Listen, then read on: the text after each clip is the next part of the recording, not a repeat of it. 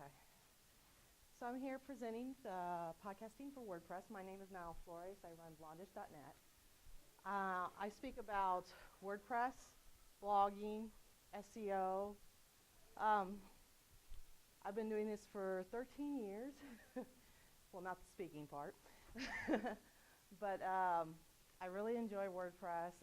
When I discovered B2 Cafe Log about 12 years ago, after doing the manual blogging,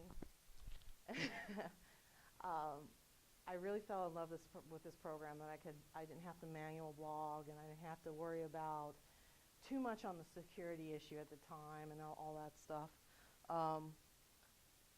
B2 eventually had a developer that kind of faded out, but the great thing is that they were able to fork it over because of the licensing. So now we have WordPress. So most people know it as a blogging platform. Well, of course, that's not true anymore. So just in case, it's no longer. So I'm from Southern Illinois. I really don't like talking too much about myself during my presentations because I love talking more about WordPress. So I'm going to go ahead and get into this. My objective is explain what podcasting is, share tips on podcasting, share third-party tools for podcasting, and share podcasting plugins for WordPress. So podcasting, I actually went to Daniel Lewis. He's considered the podcasting king and everything. He's actually here. And I make sure that my definition was correct. This is not an official one, but my version of podcasting, in short, is a sequential content creation done via audio or video using a syndication feed. So what can you podcast about? Anything you're passionate about. How many of you are actually bloggers currently? Are any of you already podcasters? Okay. So in regards to being a passionate about, it also depends on what your site is about, what your target audience is interested in. So obviously, if you have a site out there and you're passionate about what you're writing, then you should be passionate about what you're speaking about. I have this philosophy that you have to create content on as many mediums as possible to potentially reach more of your target audience. So podcasting is actually another way that you can do this. So say I do a blog post about teaching a blogger how to do whatever. It doesn't matter what it is. I can turn around, make a podcast, make a video, make a related image. But the point is to create as many outlets that your potential readers or your current readers will connect with the best. So some are more visual, some are more with audio. Length of a podcast. This is kind of debatable, but it also is, it depends on what you're covering and what your audience is interested in. Some can be short as 2 to 5 minutes. I do those. I call them mini episodes. And others can be 30 minutes to 1 hour, or I have on occasion done a podcast redoing some of my WordCamp presentations that were 2-hour presentations. How often should you podcast? This is the kind of the same question that people ask about how often should you blog? It really depends on how comfortable your schedule is, and you also have to consider consistency. The reason for this is, say you blog 1 week every single day, once. Then you add another host for your podcast. So the next week comes around, and then the next week after that comes around, and maybe you're still blogging, but you don't podcast. Well, you just forgot about all of the people who were listening to that podcast that may have subscribed. And they're like, well, you know what? Looks like they're not going to do anything. So if you're not, my suggestion is on this, to correct this issue, is to make your podcast shorter in length. Don't be afraid to do series of posts. You know, if you have a topic that could possibly be emphasized and broken down, then you can entice them, like, catch us on our next episode when we're covering da-da-da, you know. So, how many of you actually heard of sites like Blog Talk Radio? Any of you have used them? I wouldn't suggest using it. I actually discussed this with Daniel as well, from the Audacity Podcast. And it doesn't give you that much control. It's done over your phone, your mobile phone, or your regular phone. And the quality is just crap.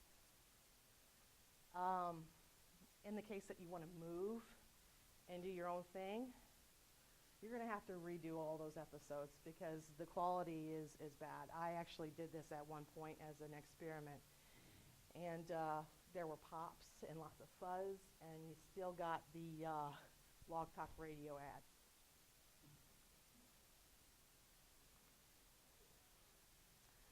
How to subscribe to podcasts. Pocket Cast app for mobile, and iTunes or other desktop media players.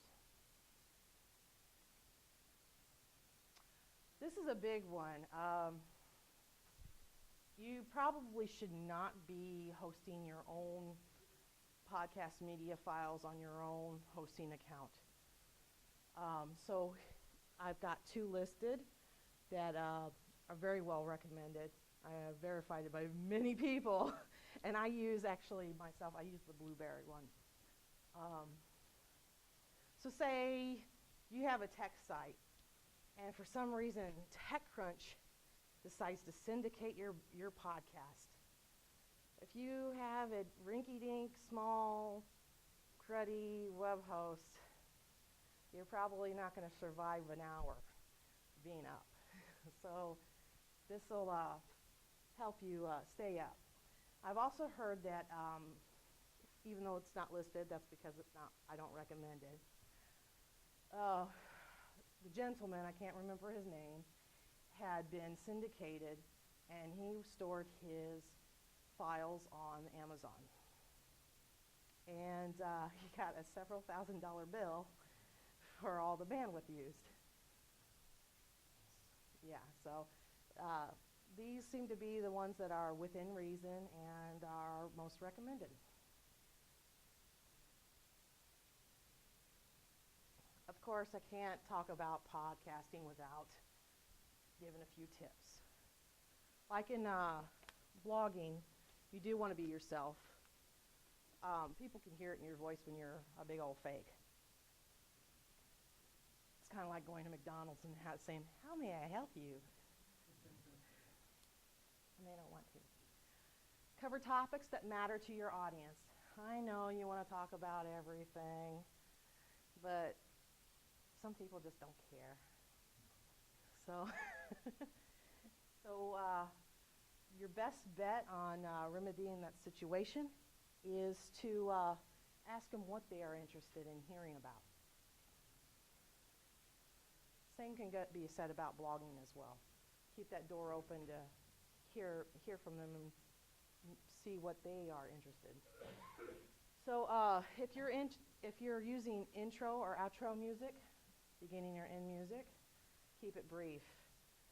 Some people like to do like a 1.5 minute intro, like they are the rock star of the world, and I just want to listen to their podcast, you know. So you might want to keep it like under 30 seconds if you really want, use the best of it, you know. I use an intro and outro, and I keep mine under 20 seconds before and 40 seconds afterwards. If somebody wants to listen in, it's there. Who cares, you know? So don't be afraid to mess up. You can always cut out those long pauses, likes, ands, and ums. I've had a client, not for podcasting, but for design in particular, and I asked her about podcasting, and she works for CNN, and she recommended to me to, when I talk to people, about podcasting, to make sure that I emphasize this. People expect that natural flow. Saying like is part of that. It's like taking a breath. So only edit the ones out that are so long drawn, because you're like, oh my gosh, I kind of forgot. So you're like, oh, that's what you want to cut out. Or you say, like this, then like this, then like this. Yeah, you want to cut that out too. So, and then choose a microphone with good noise canceling filter. I didn't add one of these, but I'm pretty sure some of you have family in the room. I'm going to tell you, try to, if you got the little kiddies in the room or a quite busy house, wait to podcast when it's quiet, especially if you don't have a little fancy noise canceling shindig of a room, you know. So, like in my house, I got a kid, and then I have a roommate that I rent out to in one of the rooms, and rather than sawing a log, it's like sawing the whole house. And so that's not very opportune time to podcast. I end up having a podcast during the day when everybody's gone.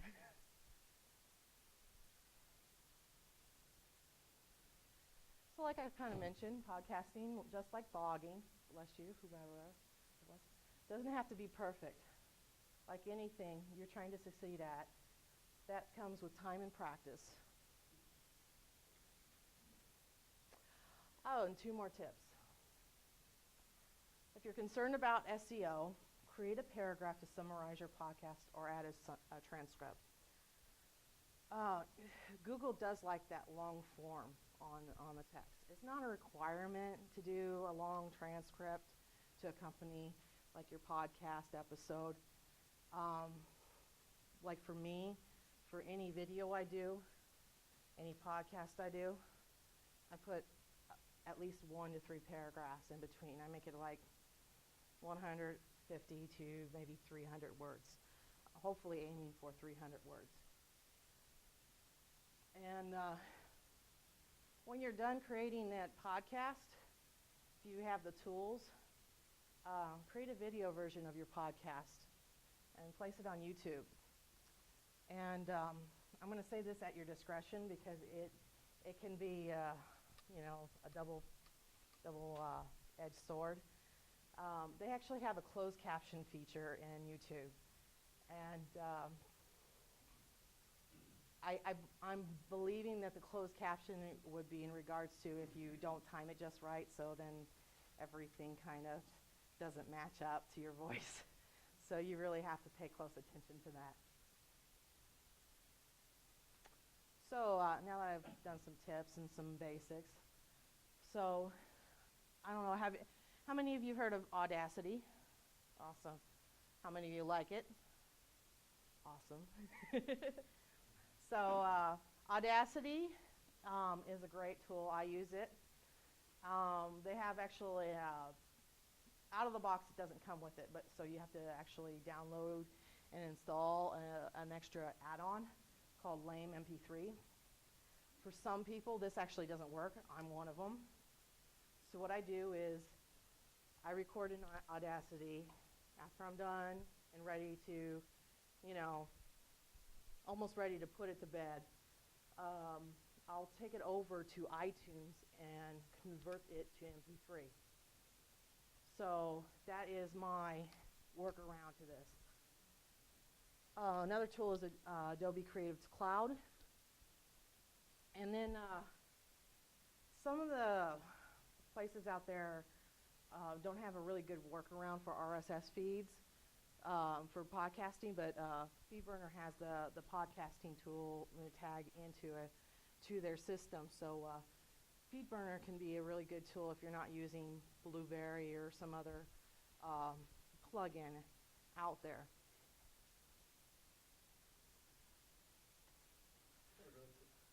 Just with the Audacity Explainer Freeze add-on, is that just to save it as an MP3 file, or is there anything else that does that you need? Well, pretty much on mine, I use it. I had expected it to make an export it for an MP3 version. It's not. Okay. So basically, out of the box, it'll do the WAV file. Oh, I see. So, I mean, there's nothing wrong with the WAV file. It's just that it's better just having the MP3 out there. Mm-hmm. Correct. So, for those who don't know Audacity, it's kind of like a, scrunched up version of it. But this is kind of how Audacity works and everything. It has your play, your record, you can pause. You can actually import, like for example, if you have intro, outro music, so you'll have your podcast, and say you have a file just for your intro and your file for outro, so you can have them all in the same window and just paste to the front, paste to the back, So pretty cool. You can have effects like fading in or fading out, like for your intro, outros, or for the end or the beginning of your podcast. So, and then of course you can select areas and then snip it and cut it out. Rather than show like iTunes, I haven't mentioned the plugin yet, but you can integrate your podcast into iTunes using this plugin. So if you don't know where you need to be, that's if you're referring to this and you're there, that's where you need to be. So podcast related tools for WordPress. There are podcast tools, plenty of them for WordPress. However, I've tried many out there. I'm not going to recommend something that doesn't work on my site or my beta site or one that, I've tested many. So Blueberry PowerPress podcasting plugin, I really recommend. So if you're using it, you're on target. Yeah, I think there's like one called PodPress or something like that a lot of people use too. That didn't work for me. So what does PowerPress do? It's HTML integration for both audio and video. Ability to manage multiple podcast channels, which is awesome. Say like, even though I already have one podcast, maybe I wanted to organize everything and say, okay, I just want one for blogging, so I want to create a subcategory for blogging, podcast, or something like that. And then I have a social media one. Then I want to have a WordPress one. I can do that. Capable of integrating iTunes, as I said. Can work with custom post types and custom taxonomies. Taxonomies being like tags and categories. And includes option for download stats, if I can talk. Contains extended advanced settings or simple settings depending on your preference. So if you're the regular Joe and get intimidated by tech, this plugin won't make you run away crying. So I was going to say, hooking up to iTunes is actually pretty cut and dry.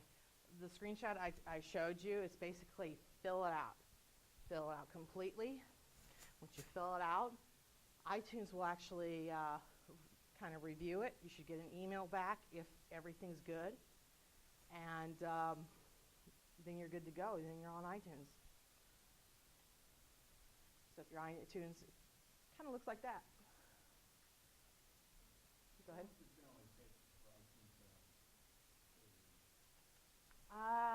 I'm not sure, but I got pretty lucky within like 2 hours.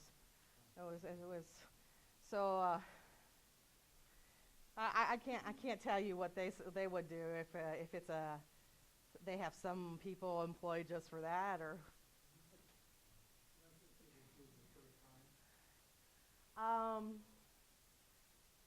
You can that's for the first time because I really haven't had to do any.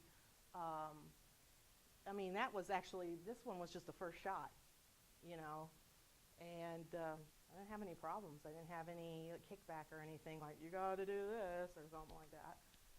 So the only thing is to make sure that when you submit, make sure you know your feed URL. So like in mine, for some reason, it kept on telling me that my feed URL was blondish.net feed /feed/podcast. That's incorrect. Mine was /category/podcast, then feed. So just double check that. So actually, he just showed up in the room, and I'm just mentioning him. Sites with great podcasting tips. The AudacityPodcast.com. And I've heard also a really great one is the Podcast Answer Man.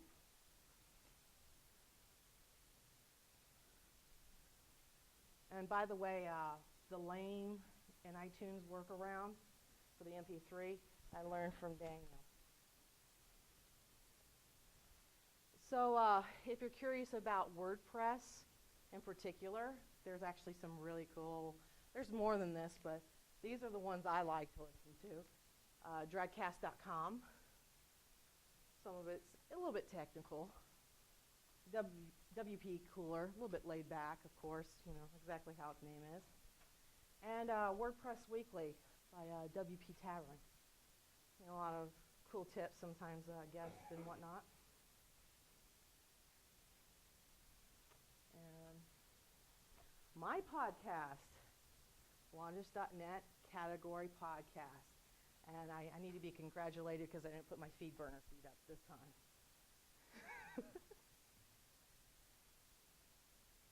So any questions?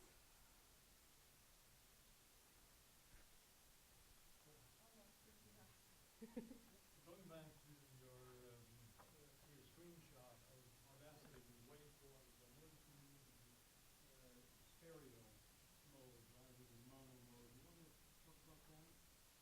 Actually, I'm not too technical. Daniel, do you know any more about the stereo and technical mode? Mono will give you, most podcasters will release their episodes at 128 that's in stereo. Mono is past that, but the same audible quality. And if you're doing just talk, not audio drama, or you're doing music, then do mono is fine. Never do the one voice in one ear and one voice in the other ear.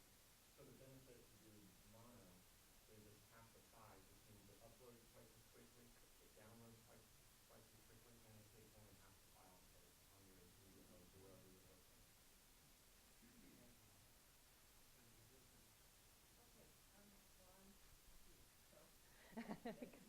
Go ahead.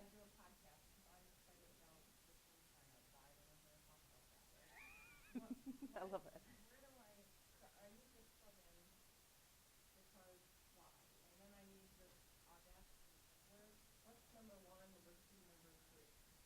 So, my suggestion would be to, if you're definitely intent on publishing this on your website, and you want to go ahead and make your podcast and everything, get the plugin set up on your site, okay? Then you can create your podcast. Make sure that you, of course, store it in one of those sites I mentioned earlier.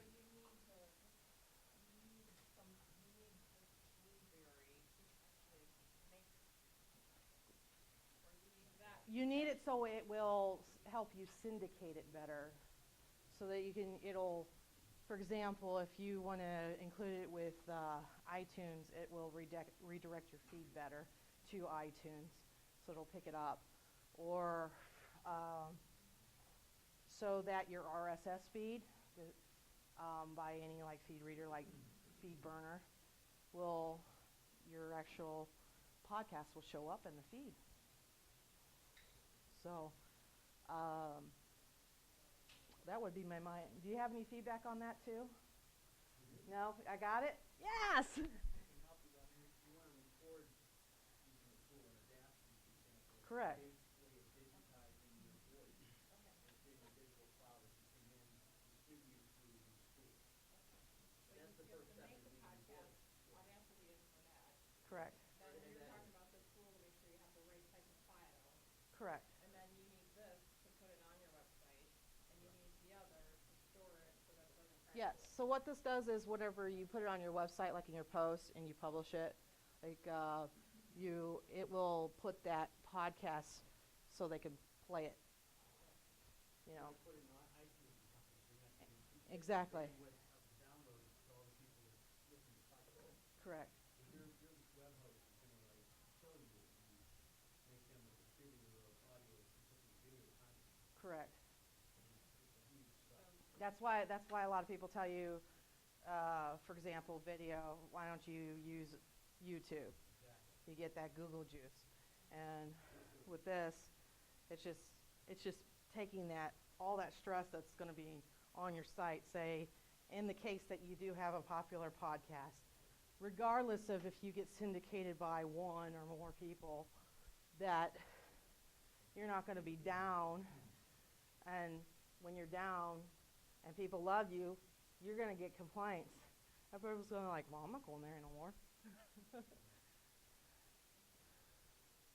Hughes first, and then I'll get you. I have a question related to marketing.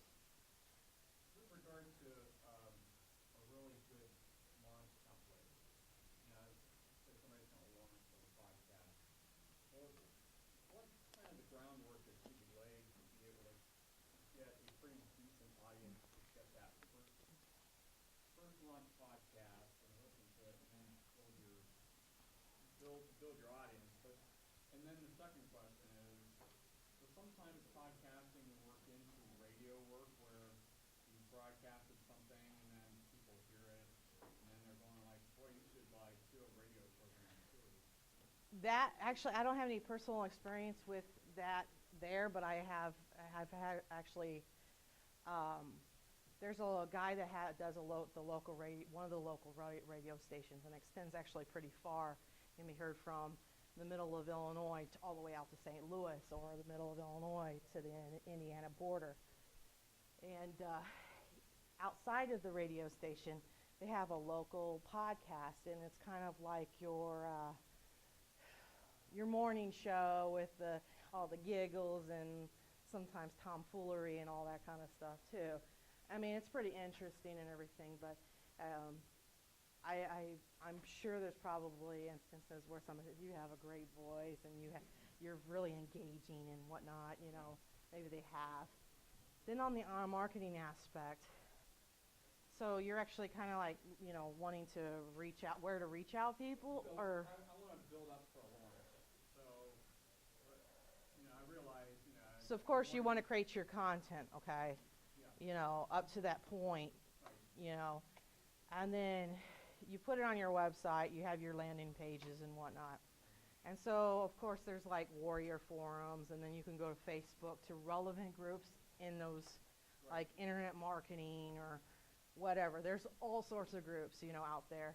I mean, Twitter, not so, you really have to search for the perfect hashtag that people are really looking for, or whatever search term. Facebook seems to be a really good place to go out, and while I wouldn't suggest just joining and blasting them, I mean, I know you're not going to blast them, but I'm just saying, a lot of people, they will, there you go. So, like for example, I wouldn't walk into a WordPress group and blast my my awesome themes. I don't even care if whether they're paid or free or something like that. I'm going to say, go download my themes. Who are you? Well, someone will be like, they'll know who I am, but the other people are like, I don't know you. So that's kind of answer that and everything.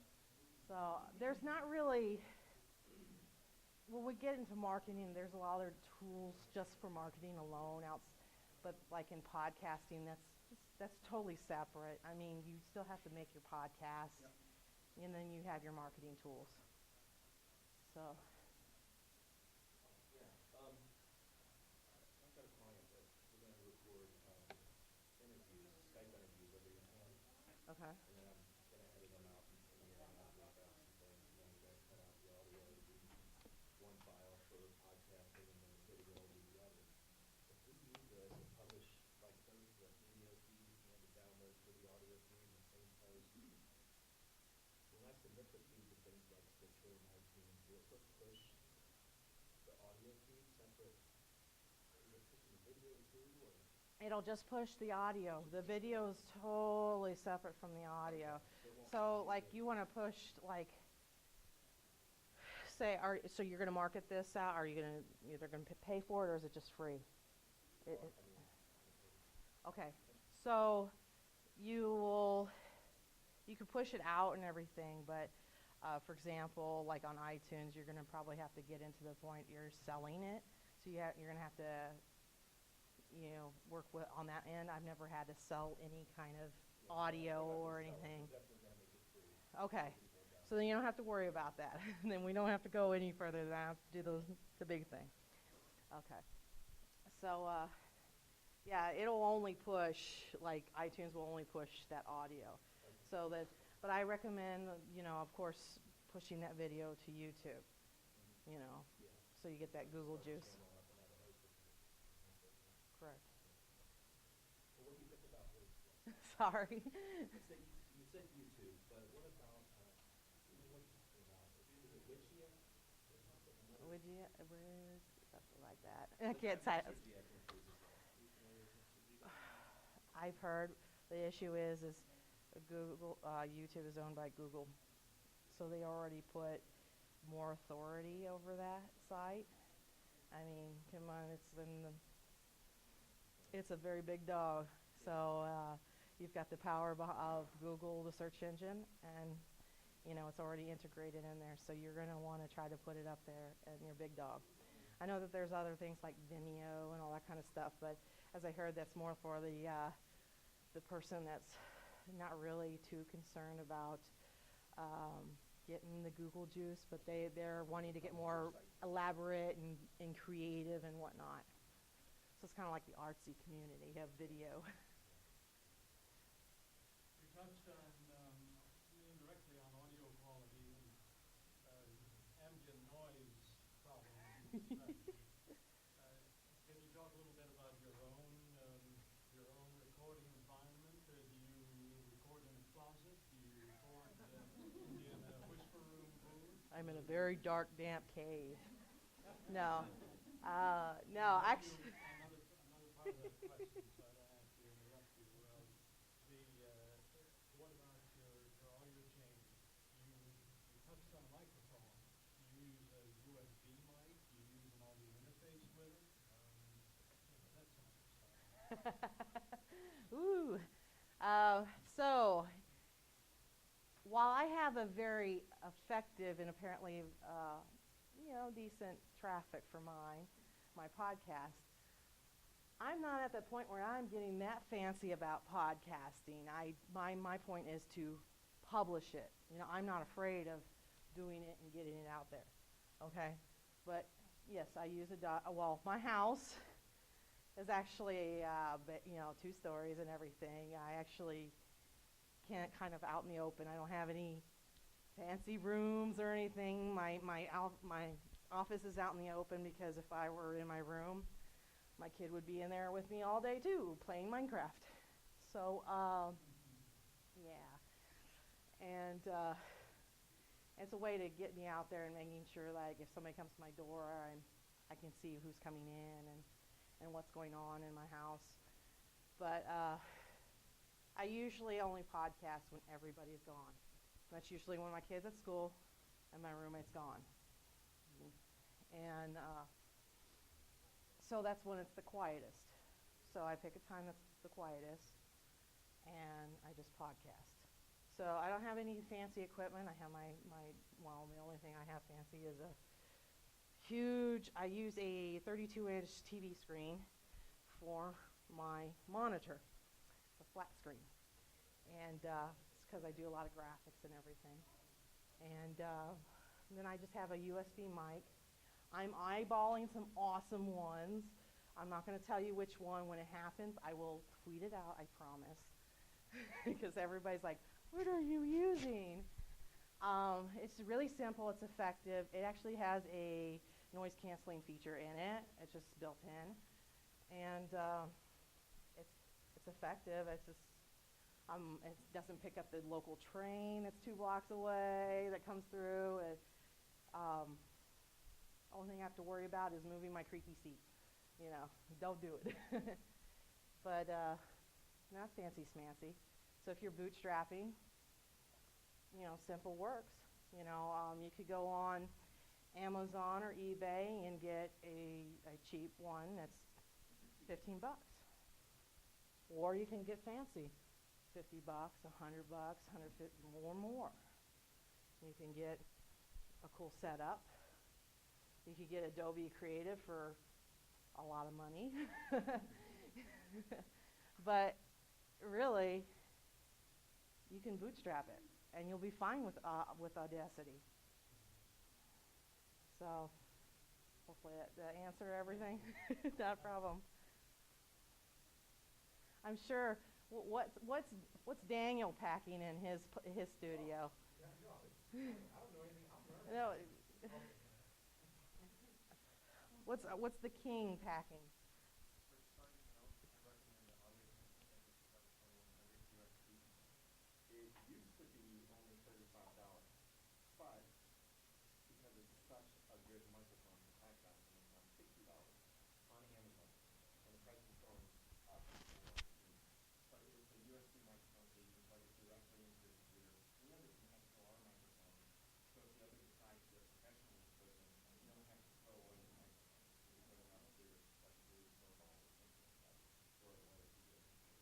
Is it called? It's the Audio Technica ATR 2100. I've been eyeballing that. I'm not gonna lie.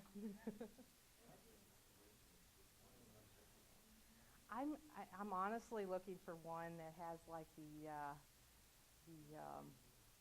classic feel for microphone. I don't know. It's just one of those things where, if I'm gonna splurge on something, I wanna just splurge on something that looks pretty. I'm sorry, I'm a girl. So. Yeah. Yeah. Well, right now I'm thinking that I'm about to drop it one day and just roll over it on my chair. So yeah, it's about time to get something a little more serious, like a little more fixed up here, rather than something I can knock on the floor. So any other questions? Well, I think that makes what about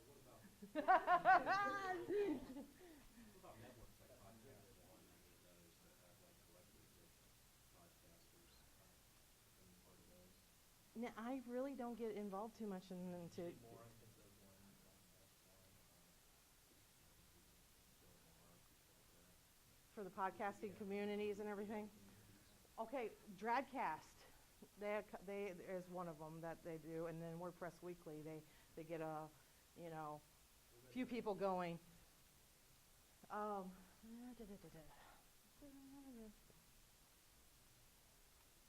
There we go. All of these actually have multiple people behind them. I mean, sometimes single, but a lot of times multiple people.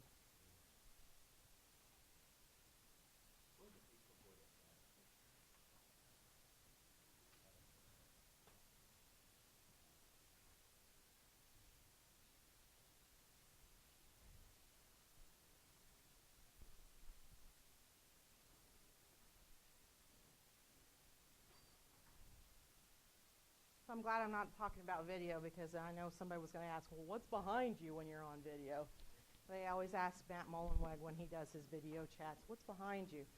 They just did that recently to JJJ at WordSesh last November, and it got a little bit, oh, what's that? Oh, that's a book.